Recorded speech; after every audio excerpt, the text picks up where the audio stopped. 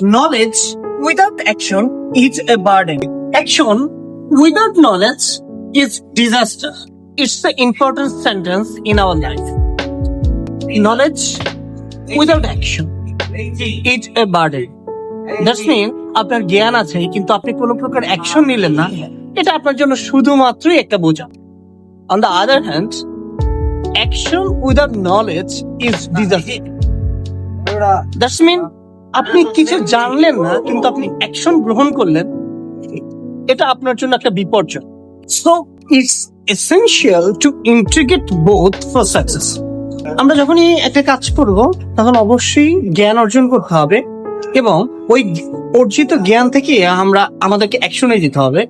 শুধু অ্যাকশনে গেলেন কিন্তু কোনো প্রকার জ্ঞান ছাড়াই, এটা আপনার জন্য বিপর্যয় ডেকে আনতে পারে। আবার আপনার জ্ঞান আছে কিন্তু কোনো প্রকার অ্যাকশন নিলেন না, সেটা আপনার জন্য শুধুমাত্র একটা বোঝা হয়েই থাকবে সারা জীবন।